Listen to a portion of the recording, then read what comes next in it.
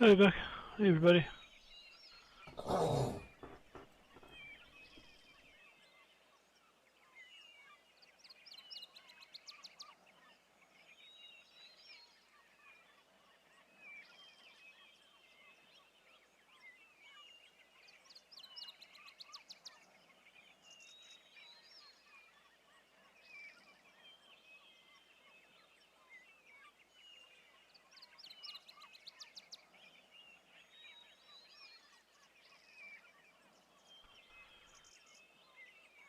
So we hadn't originally planned to have a meeting today. We had to reschedule on the conflicting company meeting. So that is now next week, and we don't have it this week, so decided to go ahead with today's meeting. But I know we may not have a big turnout. Anyway, that does mean we won't be meeting next week, and I think I've updated the wiki accordingly. So maybe a short one today, but we can chat a bit. Let's see, we've got Ptolemy here. Ptolemy, do you want to tell us anything about where things are with EAP? Yeah, we're just in burn down mode. Making progress slowly, but they're slowly coming down.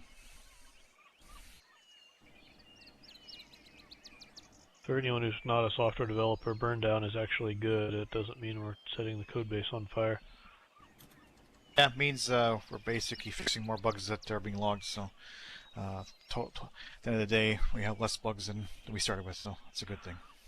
Possibly also burned out mode, yes. Let's see. So what else is going on? Not that much. We've had a few viewer updates, but it's just RCs, I think, for the most part. Haven't had a new main viewer deploy for a while. That one went out last week. What I've been working on recently is for Arc10, I need to make a bunch of test content for objects that have zillions of prims, and I've been getting enough failures in the bake service with this content that I've gotten annoyed enough to try to track down what's actually happening. So far I've established that it does happen, but it doesn't happen in a reliable or repeatable way. So it is a pain to track down, but I've been working on that recently. Get time that isn't being in meetings and stuff. I think somebody's got their mic open. Let's see. Other than that, I think it's probably open discussion. Beck, you had a few jurors on different things. Which one are we talking about for bake service?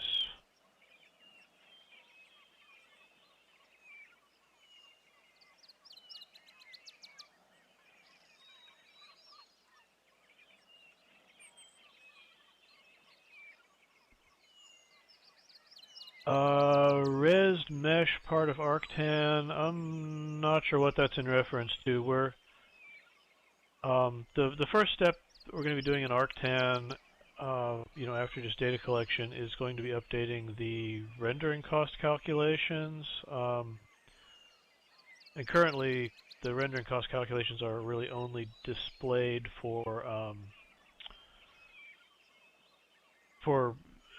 avatars, but there's not any reason in principle that we couldn't do the same calculations for objects in scene. It's just a question of how we want to time the UI work for that. Giving people the information to actually see, which objects in the scene are taking up the most viewer resources.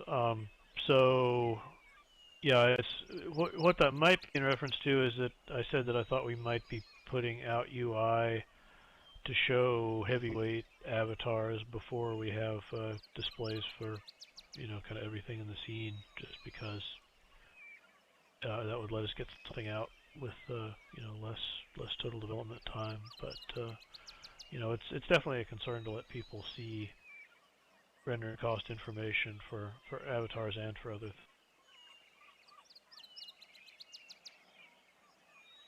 Yeah, Arctan, I don't know, Arctan is as close to front burner as I can get it right now. I've just been spending a lot of time on meetings and planning and stuff, but to the extent that I'm getting any dev time, it is going to Arc. Yeah, we see land impact calc is something we're going to defer until we've got the rendering stuff sorted out. But it all kind of feeds into the same place. The rendering cost calculation code is one of the things that feeds into how we calculate land impact. So it will be, you know, it's all necessary steps, you know, to get to the point where we can update land impact.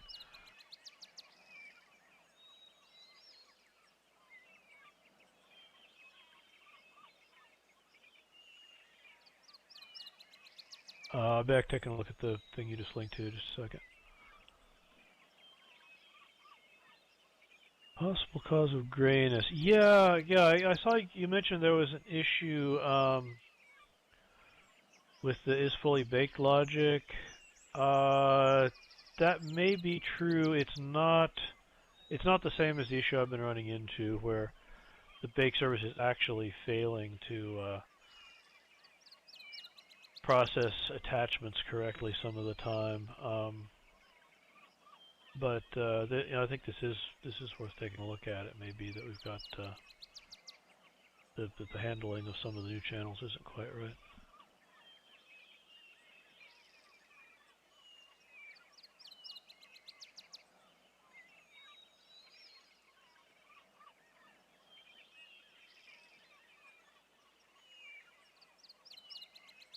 Yeah, it's definitely an issue on the bake service itself. I can't get it to reproduce consistently enough to make it easy to track down, but you know, when it does reproduce, it's something that's actually failing in the bake service when it's in the process of fetching information about the attached objects. So I know kind of where it's failing, but I don't know why yet. Just need to edit a bit more.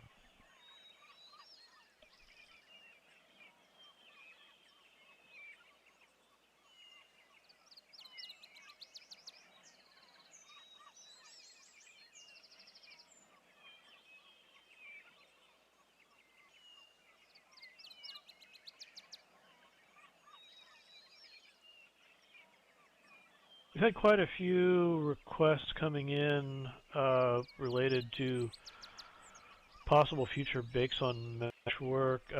Beck, I think you sent a bunch of those, didn't you? Some of those we've accepted, but you know, they're in the future bakes on mesh work bucket, which isn't something that we're on in the immediate future. So, chance to get back to that. I think one of them I may have sent back more information. You've replied to that already. But yeah, there's some suggestions there.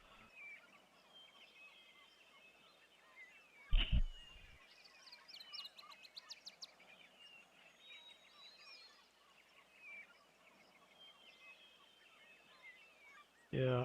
Is there a limit in terms of how many, say, tattoo wearables you can have? The limit is based on just total number of wearables. I don't remember if it's 60 or 62 or something like that, but basically, you know, if you want to wear all tattoos, you can, but there's a limit to the total number of kind of all of those system layer wearables you can have going at a time.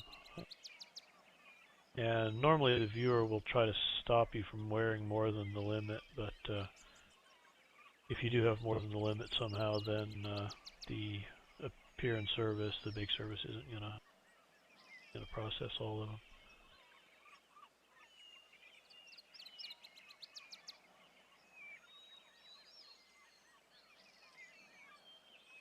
Yeah. Yeah. The issue I'm running into now is definitely something to do with attachments rather than the wearables. You know, when you have rigged mesh attached to your avatar, there's there's actually an object, a thing that displays an inventory with a little cube that gets attached to you, and there's some kind of issue with the way we're processing those objects in the base service. But the frustrating thing is it's intermittent. We can have a given object that sometimes loads okay and sometimes doesn't, and it's kind of a pain to track down.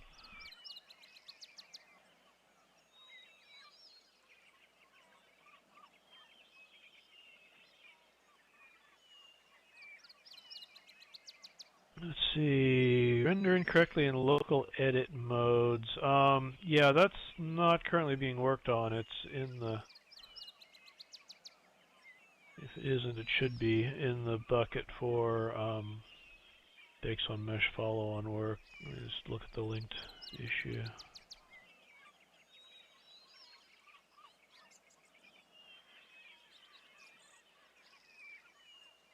Oh, this is actually a viewer issue, so it's that is currently oh, well, it's currently assigned to somebody who doesn't work here anymore, so that may be the reason that nobody's been looking at it recently. All right, there, I just unassigned it. Maybe it'll get picked up. Well, that's interesting. Should make sure we don't have anything else assigned to Anchor.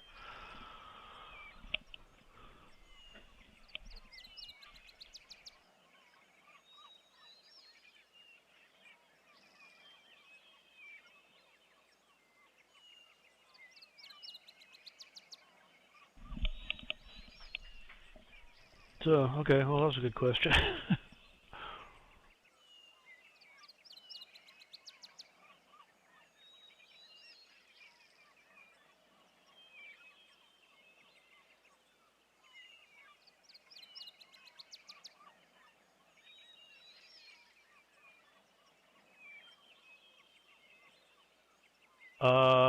Beck, you asked, it only depends on whether the item has reference to bake TE. I'm not sure if I get what you're driving at there.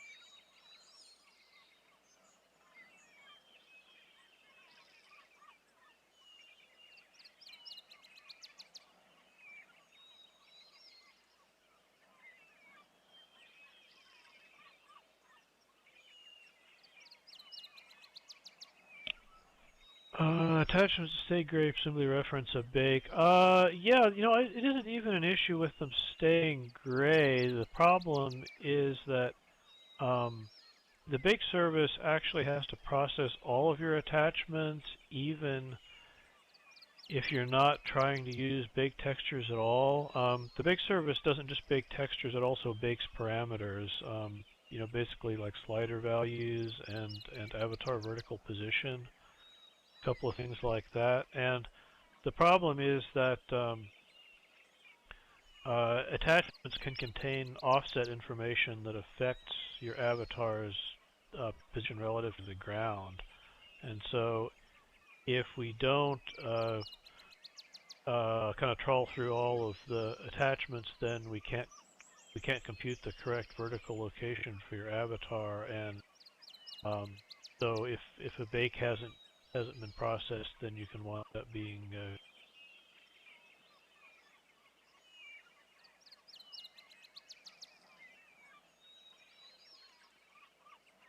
although you can try to fix it up with the hover height slider. Yeah, it's actually different from the hover height slider and the separate hover height control that you can get by right-clicking on your avatar. I think there's at least 4 different code paths that have to do with vertical positioning. It's a horrible mess.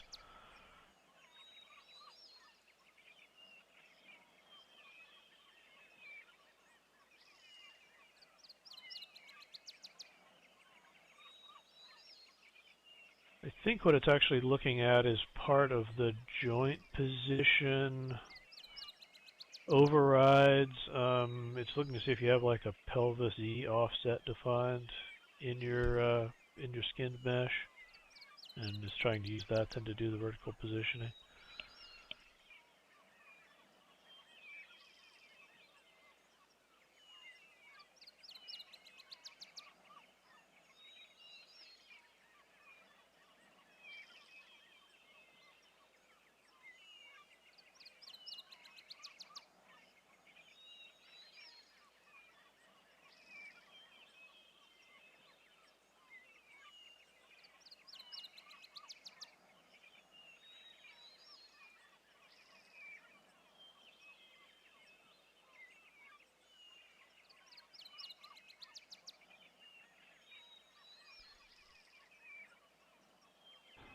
So the reason this is a problem for Arctan actually isn't that I need the baked textures at all. The problem is that the test involves cycling through a bunch of different outfits, and so you know, put on an outfit and then you leave it that way for a while and collect some data, and then you change to another outfit and so forth.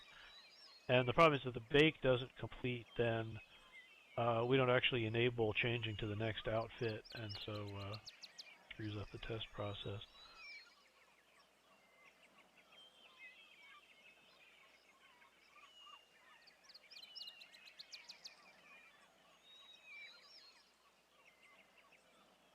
It's not very exciting. If anybody wants to talk about anything else, I'm happy to do that.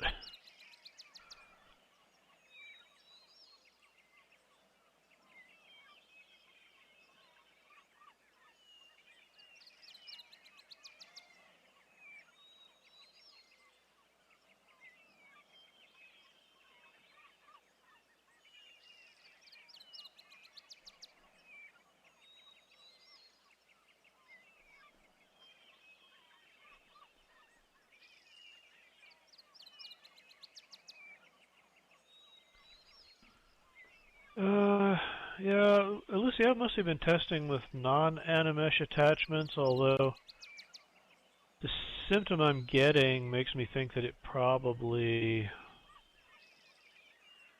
is going to run into the same code either way. You know, basically the bake service has to load the object information before it can even decide whether the object is animesh or not, and so I think if it's failing to load, you know, non-animesh ones, it's probably going to be just as likely to fail on the ones that are flagged as animesh.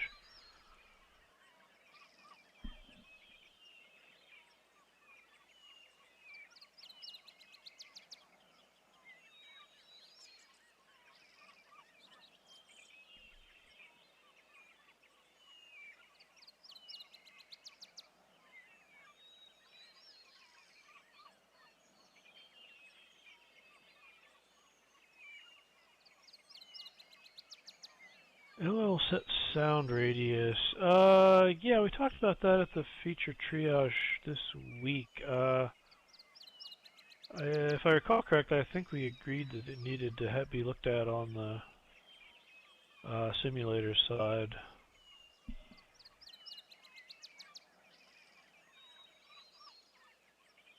Dan, do you remember what we decided on that one?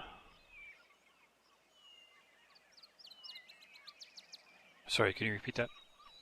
Question about LL set sound radius. I think that came up in feature triage, didn't it? There was a proposal to implement LL set sound radius limits on the simulator side as well as Yeah, I just think we checking brought the that in viewer. to look at it. Uh-huh.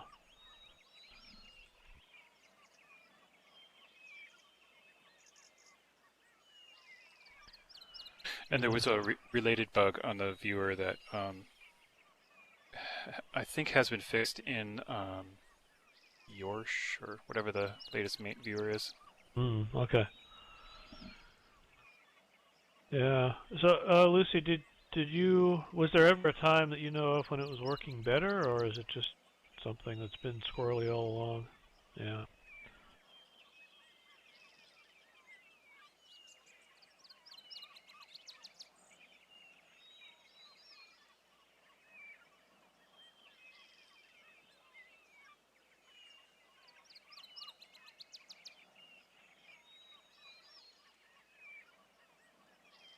It may just be neglected all around then.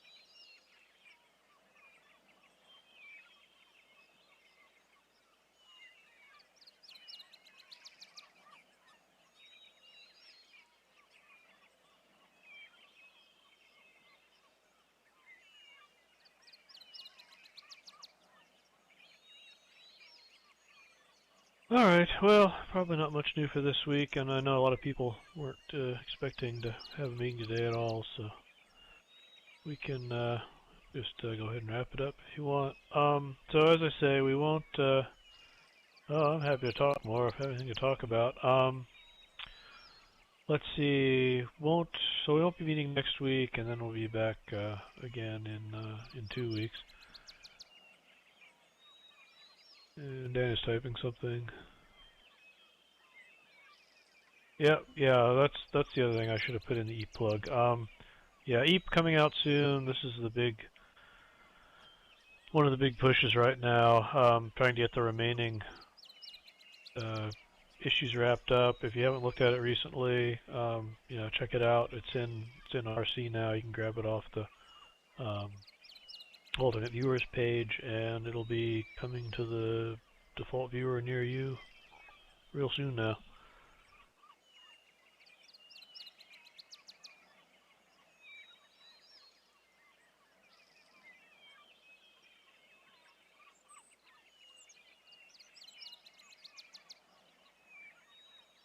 Yeah.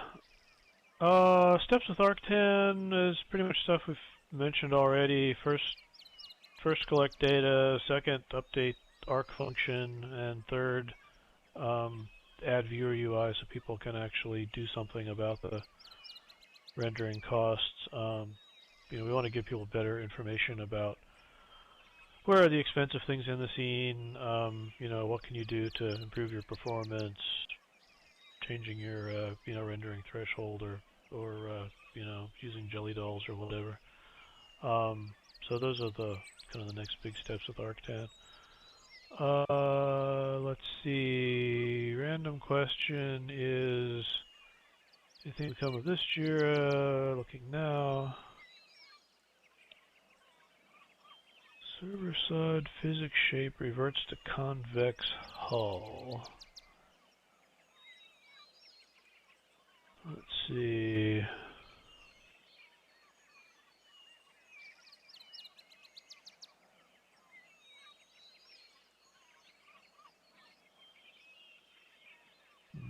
No, that does not seem to be currently assigned to anybody. Sounds like that would probably be a simulator issue.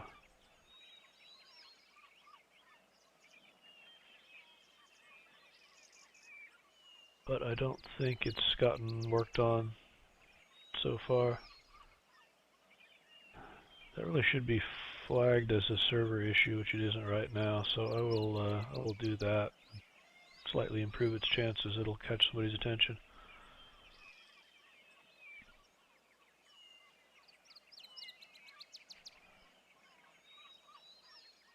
Make suggestions on how to improve things. Don't really know yet. This isn't just for content creators. I mean, the point of the UI is to help people improve their performance, even if they're not content creators. So, it could be things like you find that one of the avatars is taking up 90% of your, cycles, and you set them to display as a jelly doll or something like that. We'll also provide more information, so if you're the avatar that's taking up 90%, you might want to know more about why that is. So we will, provide some tools for drilling down into seeing, which attachments are most expensive and all that stuff. But first step is just to give people control whether they're actually content.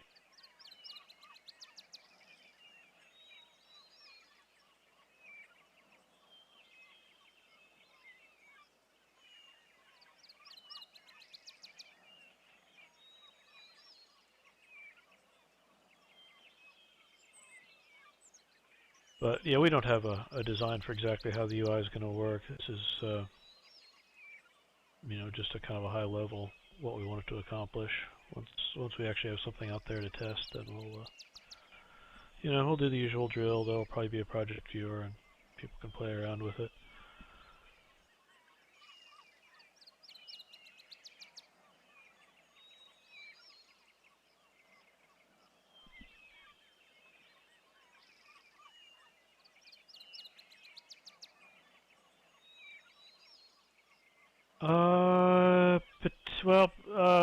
Is enforcement of any kind on the table?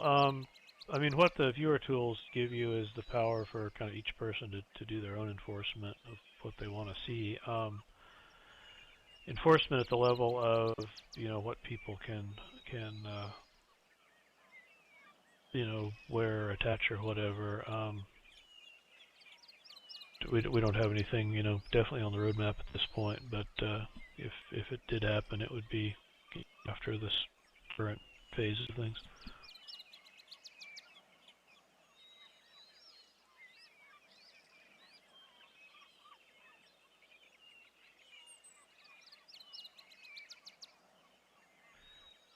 Yeah, we're not trying to add more pop-ups. You know, this is intended as a tool that, you know, if you're concerned about performance, you can go look at the tool, and if you're not concerned about performance, it's not going to get in your face. You can, you know, go on with your life. So hopefully that'll be, you know, sufficiently, you know, helpful and unintrusive that people will either like it or not mind it. Well, we are going to try to make it reasonably discoverable, but it's just not going to kind of lunge out and wrap itself around your ankles, you know.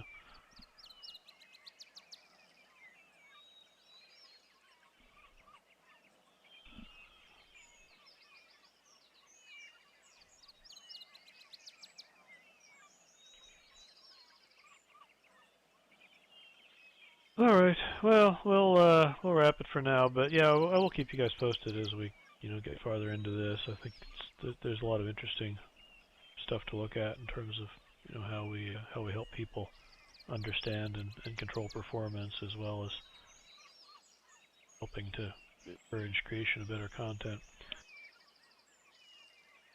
So I will not see you next week, but hopefully see some of you in 2.